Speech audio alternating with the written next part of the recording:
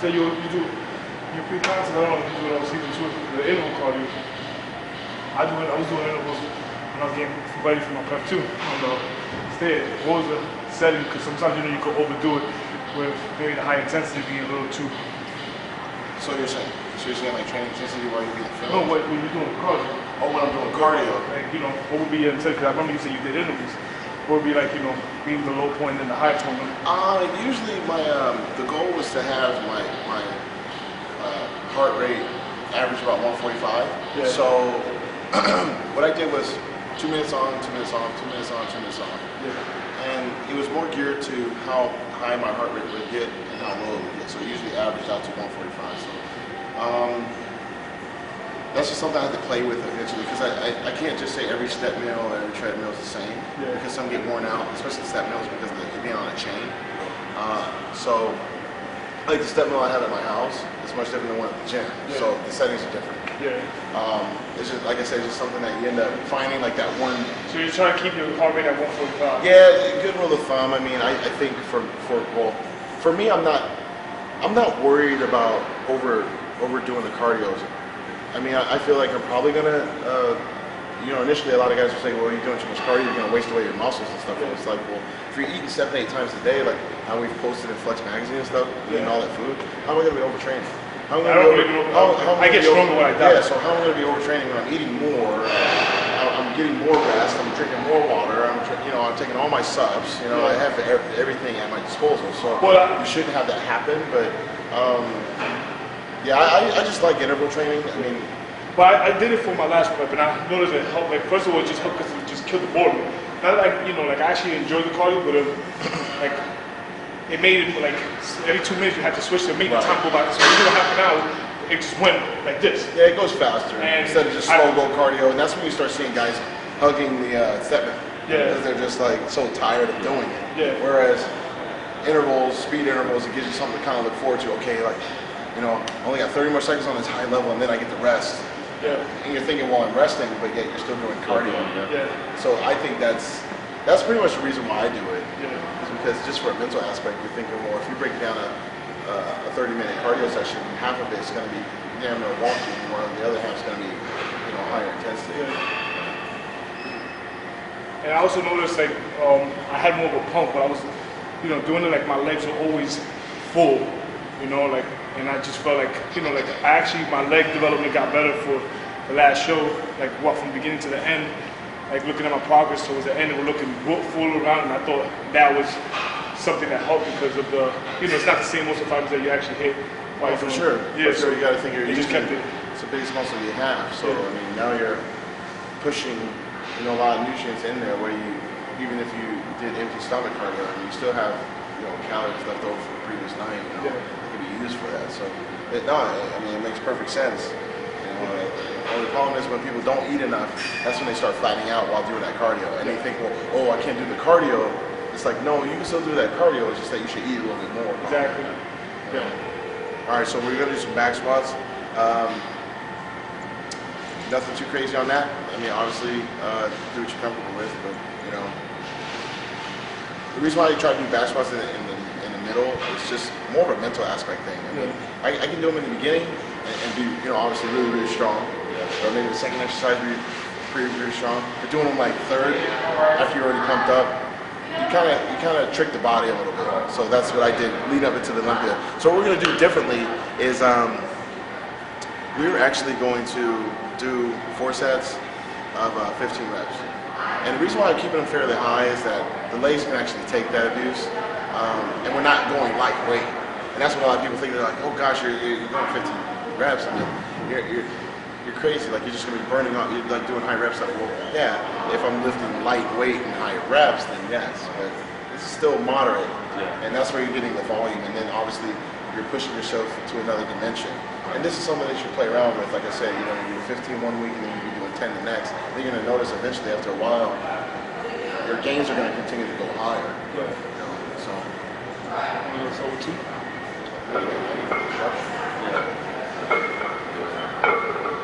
I'm taking everything and listening.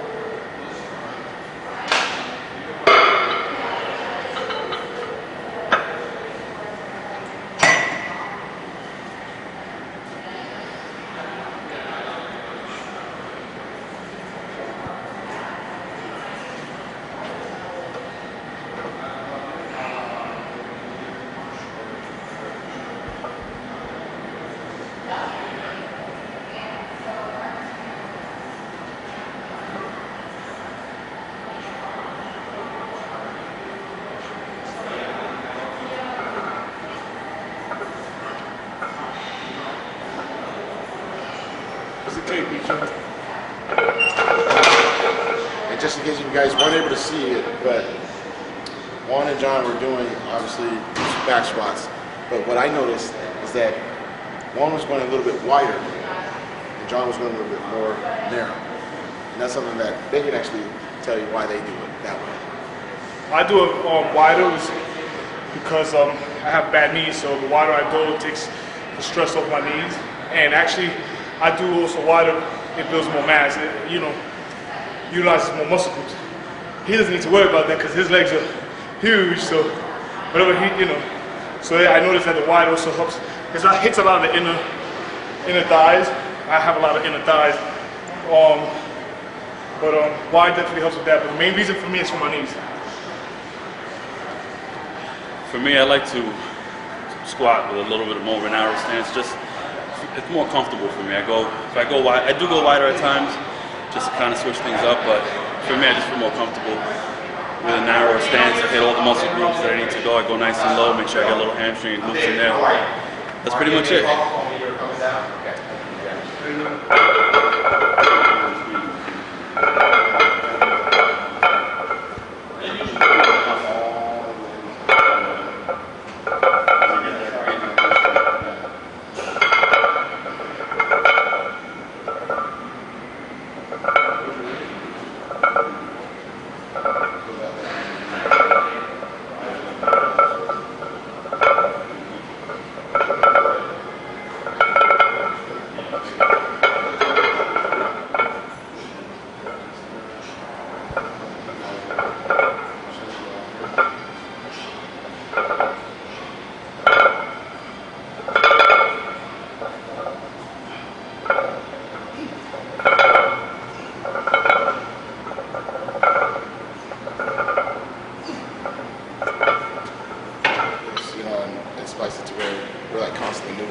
But usually a resting period, in this type of workout that I'm doing, usually about 90 seconds to 2 minutes tops. Early on in the workout, it's all like 1 to 2 minutes, and then usually around the squats, because the poundage is getting heavier, usually want to get around 2 minutes. The reason being is that, especially during the show, is that I'm trying to get some cardio out of it, but I'm trying to make sure that I'm not wandering. Yeah. Because it's easy to do that, especially when you're getting ready for a contest, you're training at your local gym, and everybody's like staring at you. Hey, Juan, hey man, it's great seeing you. Man, you're looking great, this and that. And you don't realize, like, I love to talk, but usually during a prep, I'm very silent because I know if I start talking, it'll be 2 minutes.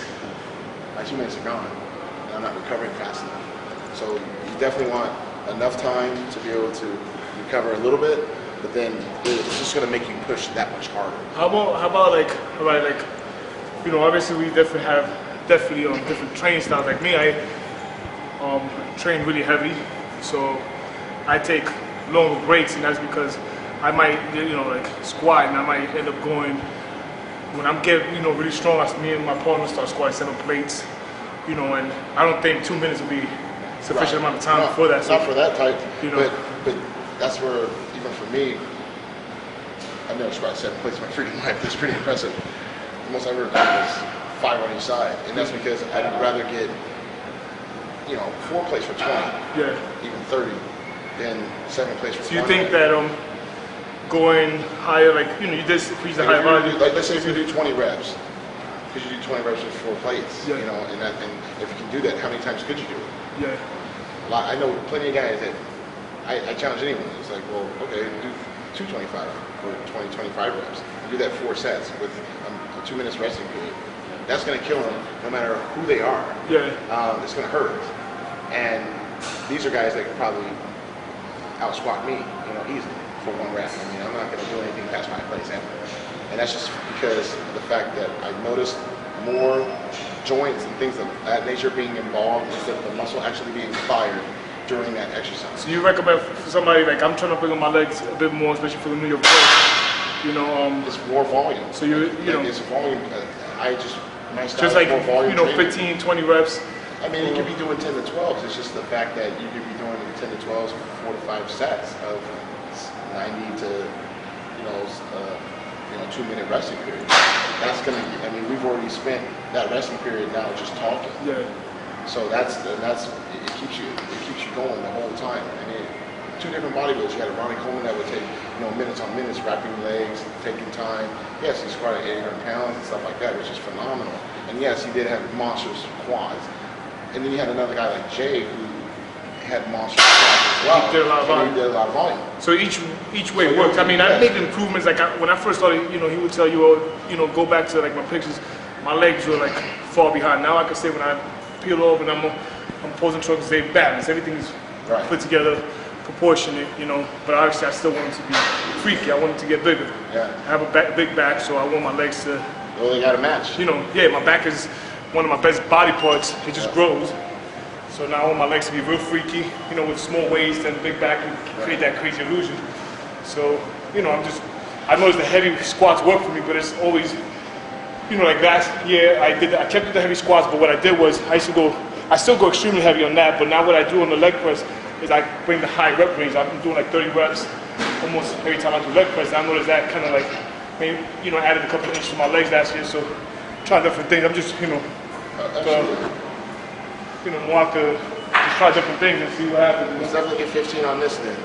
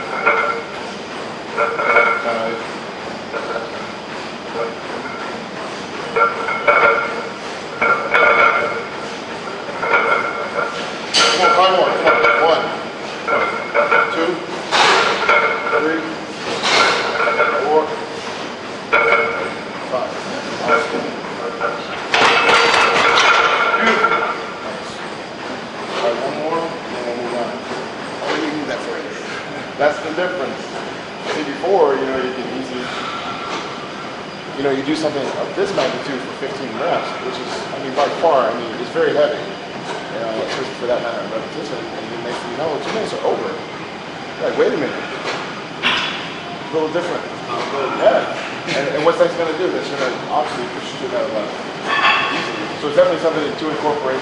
There's something. Do you think it's something that you have to build your way up to? Like I say, oh yeah. Now I don't think I'll be able to do that again. Too many reps.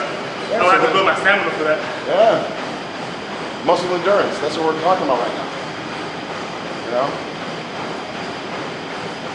Can't share all the secrets, but we'll get some, some out of the way. You'll be able to read between the lines. But yeah, definitely, this is definitely something that what I did getting ready for the Olympia. It was 2 minutes tops. That's the back of the day. It was nuts. You can imagine screaming and hollering, because being in the hole like that with that much weight, even 3 plates. We can strip it down to 3. And I guarantee you, we strip it down to 3. Look, we strip it down to 3. Feel the same. It's gonna feel the same.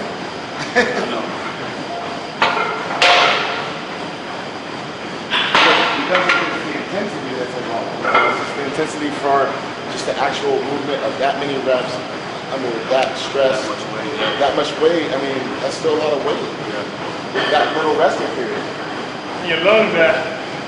That's hard to pound it. Yeah, but you're gonna be tired on stage? No. Exactly. So you can't be tired in here. You don't see yourself when I'm posing.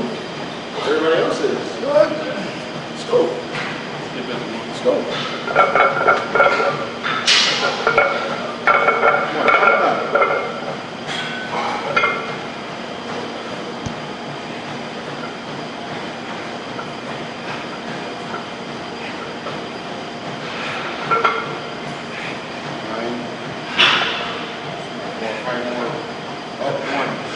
Up, 2, chest up, 3, 2 more, 4, last one, make it good, move the count, there you go.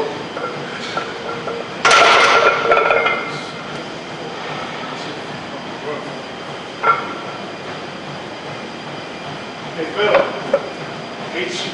And now he hates me. He liked me before we were over at the leg press, he didn't know that it was going to hurt him. Oh, I still love it. Making me do extra cardio, man. Good.